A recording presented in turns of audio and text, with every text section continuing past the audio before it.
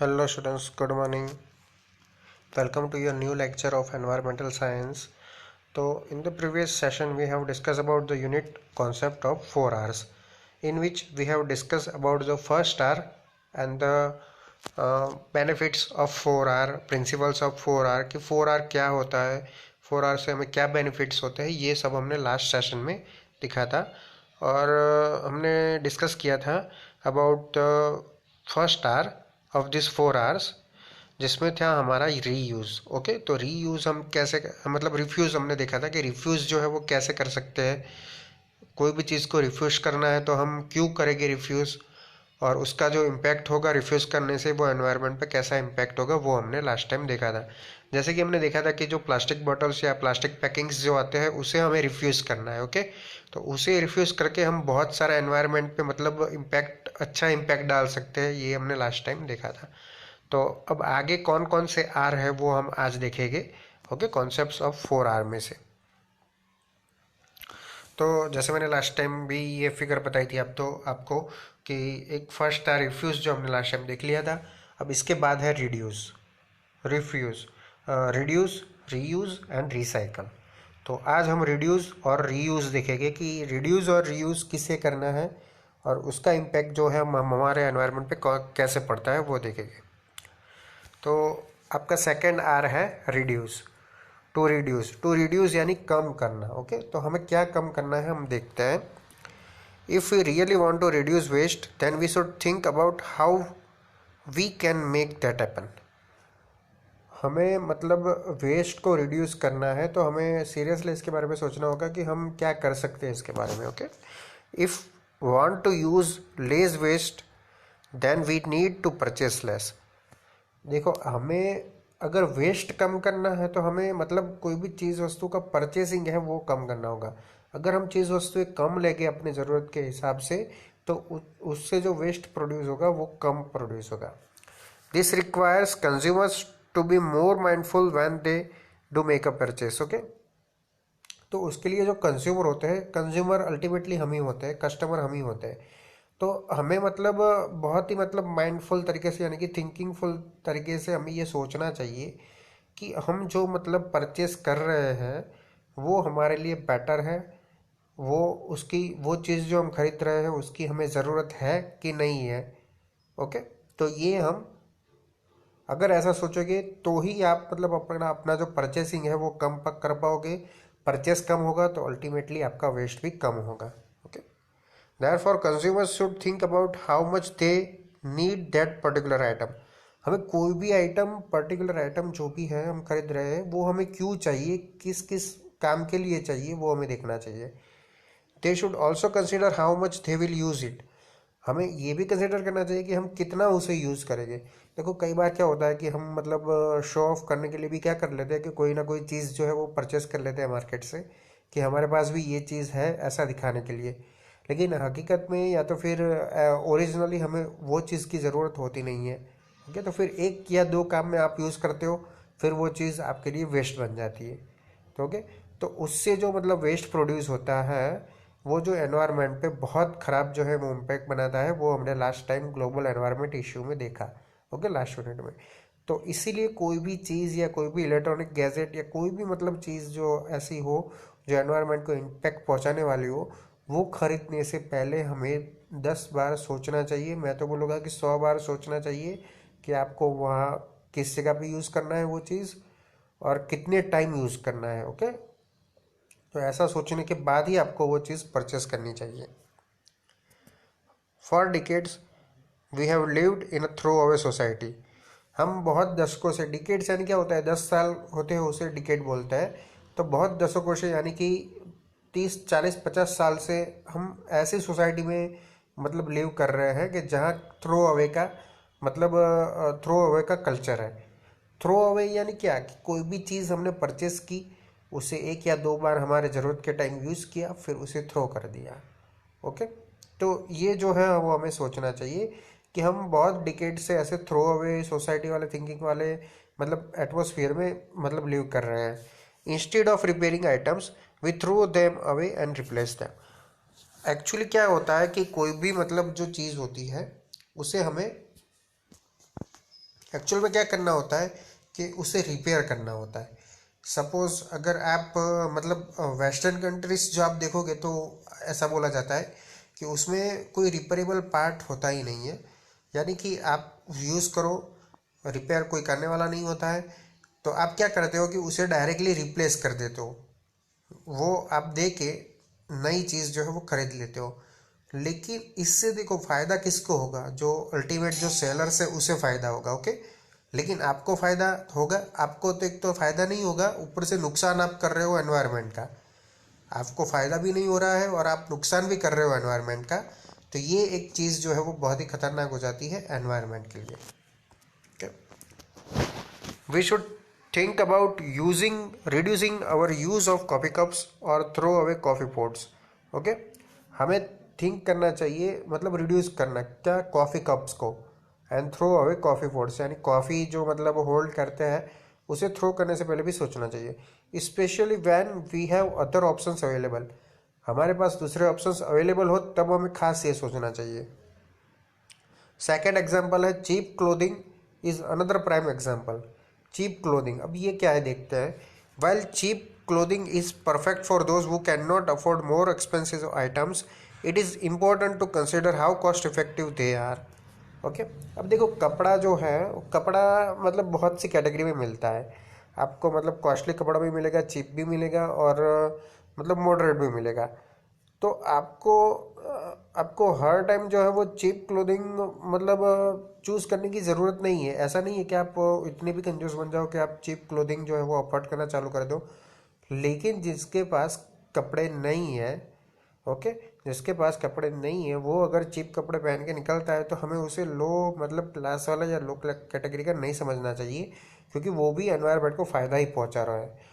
क्योंकि अल्टीमेटली क्या होता है कि हम जो कॉस्टली कपड़े खरीदते हैं उससे क्या होता है कि वो प्रोड्यूस करने में एनवायरनमेंट का बहुत बड़ा नुकसान होता है। एक तो एनवायरनमेंट का नुकसान हुआ, उसे कॉस्टली कपड़े को खरीदने में आपके रुपीस भी बर्बाद हुए, तो मतलब आपको टोटल तरीके से लॉस ही है, ओके। तो इसीलिए जो ये चीप क्लोथिंग है वो ये उसका दूसरा एग्जांपल है। If they need replacing in several months then it might be worth paying more, okay. अगर हमें कुछ मतलब महीनों में वो कपड़े बदल ही देने हैं, देखो आप कॉस्टली लोगे या मॉडरेट लोगे या चीप लोगे, एक टाइम आएगा 6 से 8 महीना वो आप कपड़ा पहनोगे फिर आपको बदल दोगे। तो एक जाहिर सी बात है कि अगर 6 8 महीने में हमें हमारा क्लोथिंग चेंज करना है तो हम मॉडरेट कपड़ों पहन के भी बाहर जा सकते हैं, ओके। आजकल क्या हो गया है कि ये कपड़े देख के पता चलता है कि आदमी क्या है क्या नहीं है। लेकिन आपने मतलब जो बिलियनर मिलियनर्स है उनको देखा है कभी, जैसे कि बिल गेट्स है, हमारे इंडिया के हम रतन टाटा बोल सकते हैं।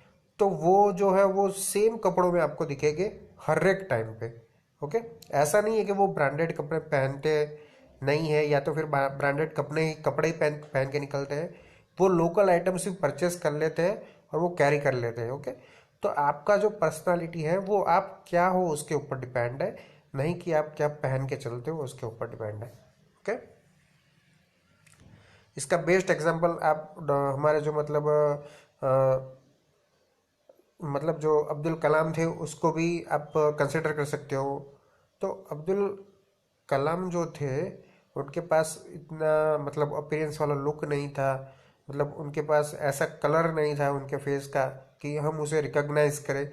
लेकिन तो भी उन्होंने मतलब हर एक दिमाग में ऐसी छाप छोड़ के रखी है कि अगर कोई भी मुस्लिम्स जो होंगे, यानी हम मुस्लिम कम्युनिटी की अगर अच्छी बात करना चाहोगे तो आप सबसे पहले नाम किसका लोगे, तो डॉक्टर एपीजे अब्दुल कलाम का लोगे। तो ये चीज़ होती है कि आपको मतलब अपने आप को प्रेजेंट करने के लिए कोई मतलब चीज़ खरीदने की ज़रूरत नहीं होती है, आप क्या करते हो उससे आप प्रेजेंट होते हो, ओके। तो इसीलिए ये सारी चीज़ें ध्यान में रखनी चाहिए हमें कुछ भी आइटम परचेस करने से पहले, okay. The reality of the situation is that people are not aware what happens to their clothes when they throw them away. अब आप सोचोगे कि ये एनवायरनमेंट को बचाने की बात में ये कपड़े कहाँ से बीच में आ गए, लेकिन कपड़ों का क्या होता है कि जब हम वो कपड़े फेंक देते हैं या तो थ्रो कर देते हैं तब वो कपड़े का क्या होता है, okay.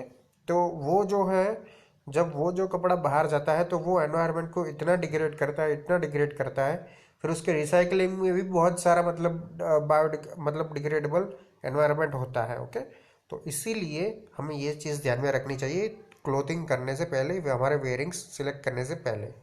You can simply reduce the environmental impact of your clothes by choosing sustainable fashion that will last longer and shopping with ethical clothing brand। देखो, हमें कपड़े ऐसे सिलेक्ट करने चाहिए जो सस्टेनेबल फैशन के हो। यानी सस्टेनेबल फैशन यानी कि जो फैशन जो लास्ट टाइम लॉन्ग टाइम जो है वो सस्टेन कर सकती हो, ऐसा। ओके, जैसे आप देख सकते हो कि अभी कल्चर में जीन्स जो है वो ज़्यादा हम कैरी करते हैं। तो जीन्स आप समझ सकते हो कि जीन्स जो होता है, जीन्स मटेरियल, वो मतलब हम बहुत ही डिकेड से पहनते आए हैं। ओके, और आगे भी पहनेंगे।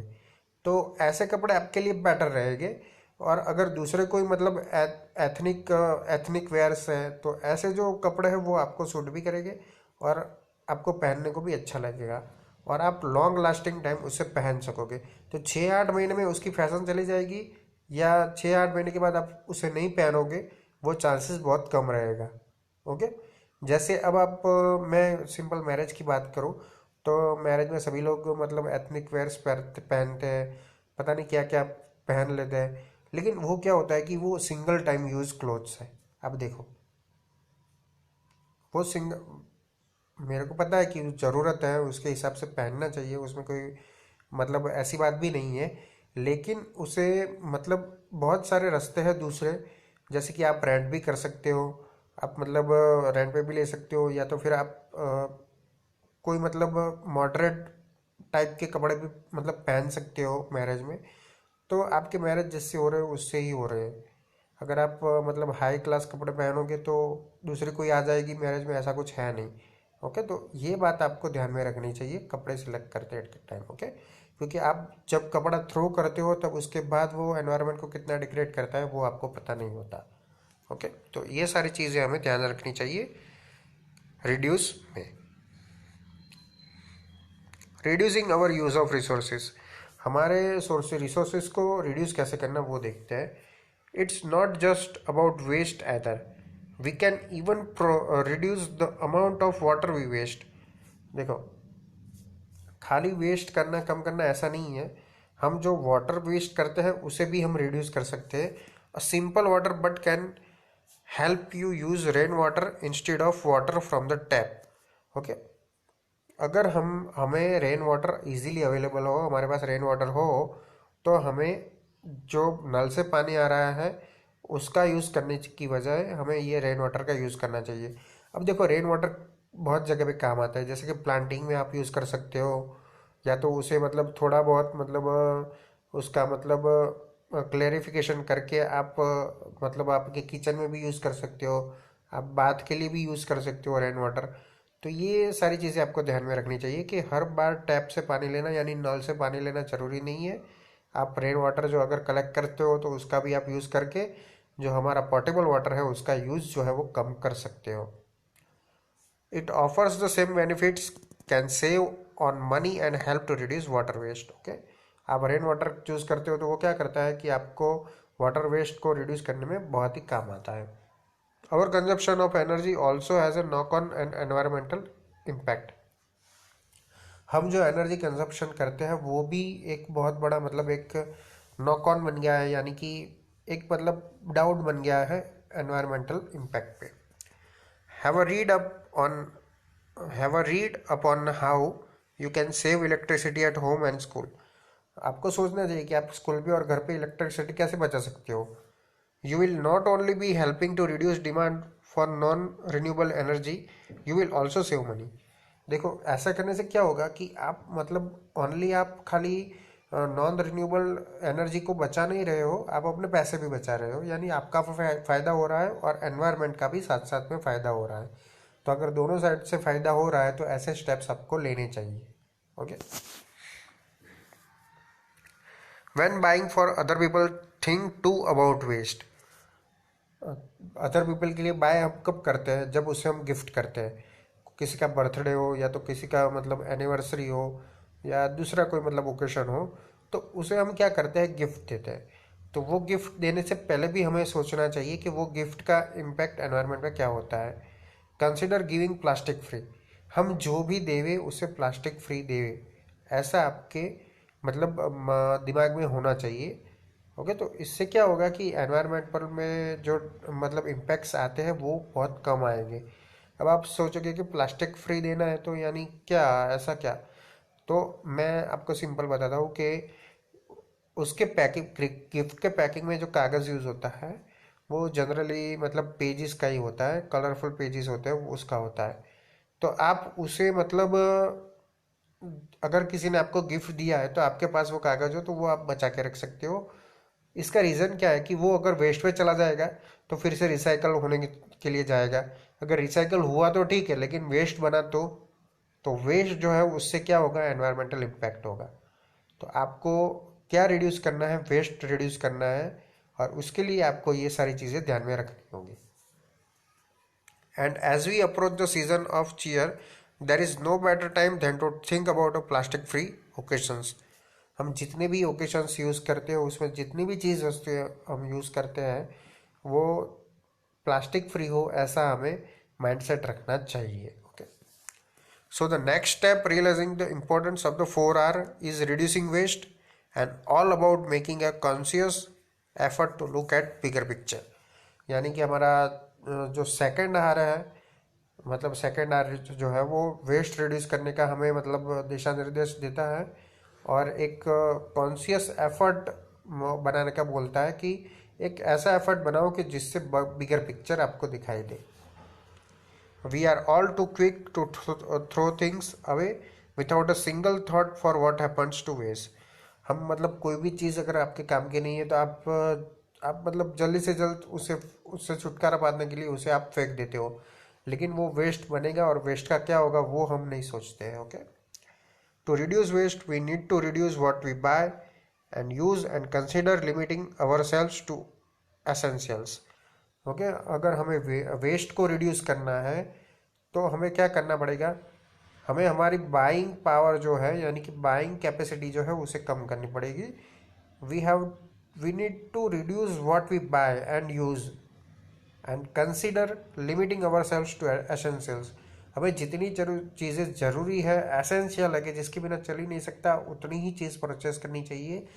तो अगर आप ऐसा करोगे, आप अपनी बाइंग को रिड्यूस करोगे तो अल्टीमेटली वेस्ट जो है वो रिड्यूस होगा। Okay, it is as simple as that. ये इतना ही सिंपल है जितना आप अभी ये एक लाइन में समझ सकते हो। ओके, तो ये है आपका रिड्यूस। उसके बाद आपका थर्ड आर है 4R में से रीयूज़। पहले हमने देखा रिफ्यूज़, रिड्यूस, रीयूज़। अब देखो आपके बुक में मतलब रिफ्यूज़ रिड्यूस जो है वो आगे पीछे हो सकते हैं, उसका नाम कोई दूसरा हो सकता है, लेकिन ये 4R जो है वो यही है।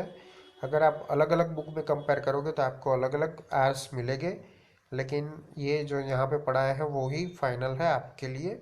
ओके, और आपको इसी का यूज़ करना है एग्ज़ाम में भी। अगर आप बुक का लिखना चाहे तो भी लिख सकते हो, उसमें कोई प्रॉब्लम नहीं है क्योंकि बुक वाले भी सही है। ओके, रिड्यूसिंग वेस्ट, देखो रीयूज में क्या है, रीयूज यानी फिर से यूज करना उसे। Okay, reducing waste is not just about reducing what you purchase, it is about considering what you can reuse. देखो रिड्यूसिंग करना यानी कि जो हम बाय कर रहे हैं उसे रिड्यूस करना, ऐसा नहीं है। आप मतलब जो चीज़ खरीद लेते हो उसे रीयूज़ कितनी बार कर सकते हो ये भी बहुत ज़रूरी है। ओके, अगर आपने कोई चीज़ खरीद ली लेकिन आपको पता है कि मैं इसे ही दूसरी जगह पे भी यूज़ कर सकता हूँ, तो आपको उसे जो है वो मतलब साइड में रख देनी चाहिए और जब काम आए तब निकालनी चाहिए। तो ऐसा भी आप कर सकते हो, रीयूज़ भी कर सकते हो। ओके, अगर आपको अपनी बाइंग कैपेसिटी जो है वो मतलब लो नहीं करनी है तो। This essentially means not putting it in the waste but using it for another purpose. इससे क्या होगा कि आप एक काम खत्म होने के बाद चीज़ वस्तु जो है वो मतलब वेस्ट में नहीं डाल देंगे, आप उसका दूसरा यूज़ करने का सोचोगे। When we stop to think about the waste we generate and how could reuse a lot of what we buy, it is clear to see the difference we can make. Okay, when we stop to think about waste, जब हम मतलब कितना waste generate करते हैं वो सोचना बंद कर देंगे, and how we could reuse a lot of what we buy. अगर हम जितना खरीदते हैं उसका ही रीयूज करते जा रहे हैं तो वो बहुत ही अच्छा होगा एनवायरनमेंट के लिए। ओके, और आपको डिफरेंस जो है वो मतलब क्लियरली देखने को मिलेगा एनवायरनमेंट पे उसका। This can range from the smallest items of such as reusing jars to store pens और screws to repurposing wrapping paper at Christmas और बर्थडेज। ओके, देखो जैसे इसमें आपको एक एग्जांपल दिया है जार का। एक अगर आपका ग्लास का जार है, वो मतलब आप भूल गए उसका आप आपने उसका टोटल लाइफ टाइम यूज़ कर लिया, फिर उसके बाद आप अगर उसको वेस्ट में नहीं डालते हो और आप एज अ पेन होल्डर उसे यूज़ कर लेते हो, तो मतलब आप वेस्ट जो है वो कम जनरेट कर रहे हो। ओके, उसे पेन्स के लिए या तो स्क्रूज रखने के लिए आप यूज़ कर सकते हो।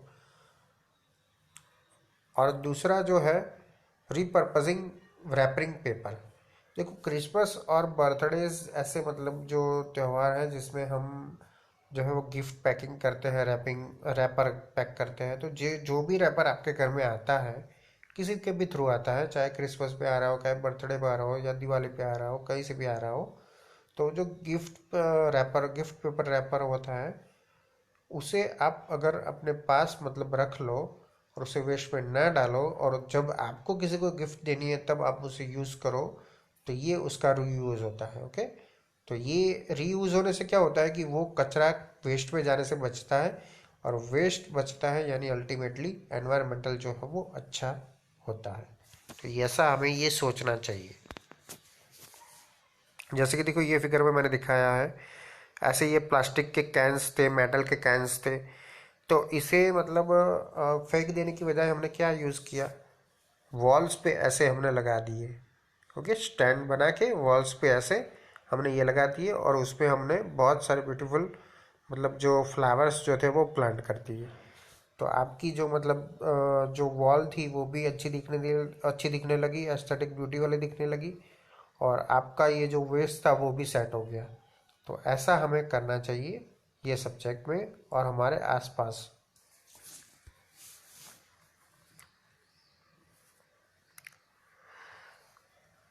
One of the biggest culprits of waste is fast food establishment with packaging having a recovery rate of just 29%.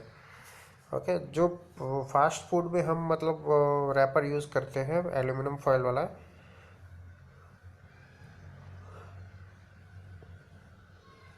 उसका रिकवरी रेट जस्ट 29 है। ओके, यानी हम जो भी मतलब रैपिंग करते हैं उसमें से जो रिटर्न लेते हैं उसमें से 29% ही जो है हम वापस बना सकते हैं, उसका रीयूज़ कर सकते हैं, बाकी सारा जो है वो वेस्ट पे चला जाता है। Many will serve up their food in plastic container with lids. बहुत जगह पे आपने देखा होगा कि प्लास्टिक लिड के कंटेनर्स का हम यूज़ करते हैं फूड कैरी करने के लिए। This are more useful than many realize, and they can be used as makeshift lunch boxes or to store crayons for the children. Okay, ये सब चीज़ के लिए लंच बॉक्स यूज़ होता है। We can even reuse plastic and turn them into eco bricks. हम मतलब plastic का reuse करके उसका यूजेस जो है कम करके हम ऐसी मतलब इको ब्रिक बना सकते हैं, that can be use to build entire building. तो उसे हम मतलब पूरी बिल्डिंग के लिए यूज़ कर सकते हैं। ओके, अगर हम इको ब्रिक बनाते हैं प्लास्टिक में से, रीयूज प्लास्टिक में से। तो ये सारे रीयूज के एग्जाम्पल है कि आप ऐसे रीयूज कर सकते हो। This is about being innovative and forward thinking. It is surprising how many items can be reused और रीपर्पस्ड। तो मतलब इससे क्या होता है कि हम एक फॉरवर्ड थिंकिंग वाले और इनोवेटिव पर्सन के बन सकते हैं अगर आप इतनी इतनी चीज़ों का यूज़ करते हो, तो रीयूज़ करते हो तो। और कितनी आइटम आप रीयूज़ कर सकते हो या रीपर्पस कर सकते हो, उसका भी आप लिस्ट बना सकते हो अपने हिसाब से कि आपको डेली में क्या क्या ज़रूरत पड़ती है और उसके ऑल्टरनेटिव ऑप्शंस क्या हैं। Okay, We can also avoid using item completely and purchase ready-made reusable items.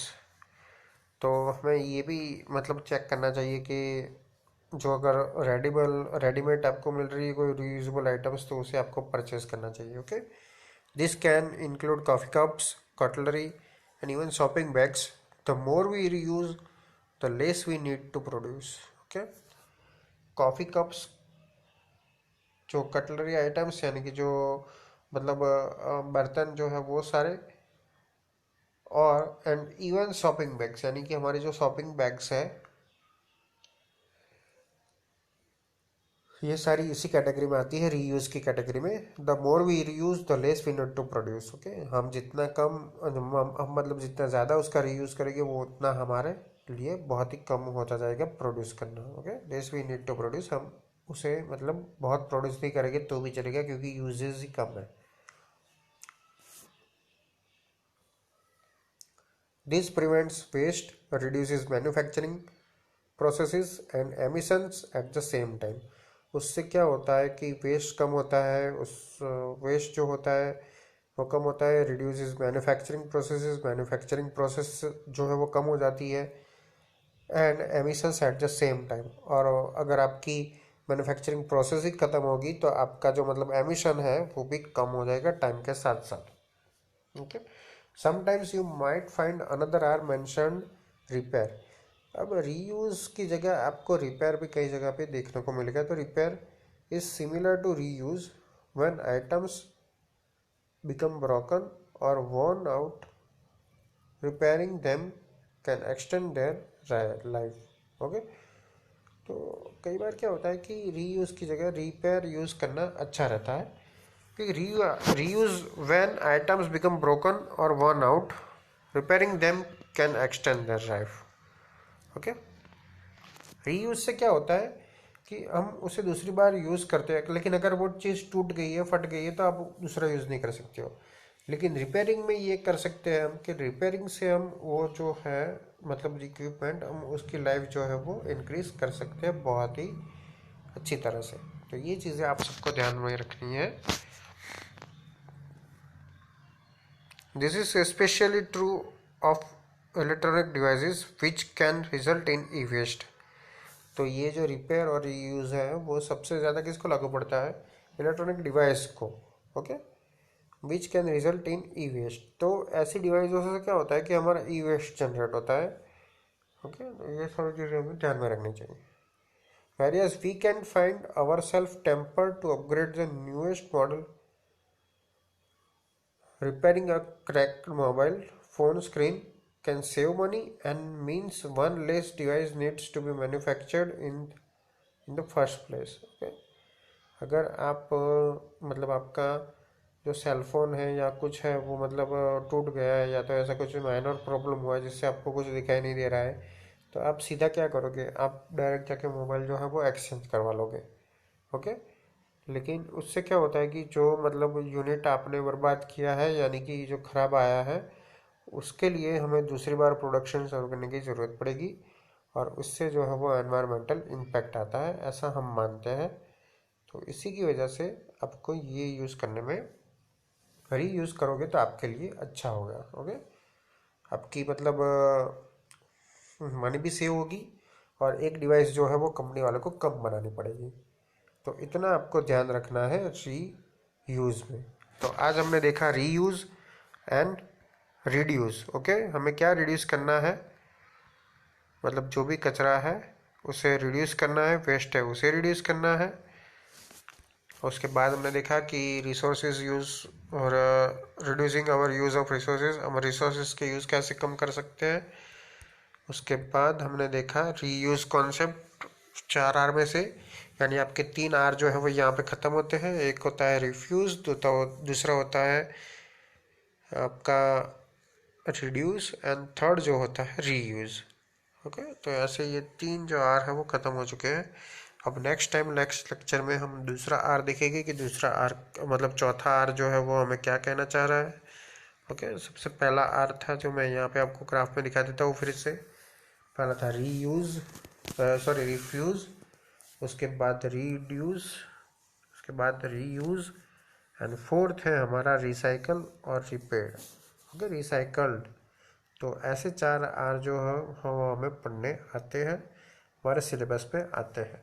Okay students, thank you for watching and keep watching for updating videos of environmental science. Thank you students.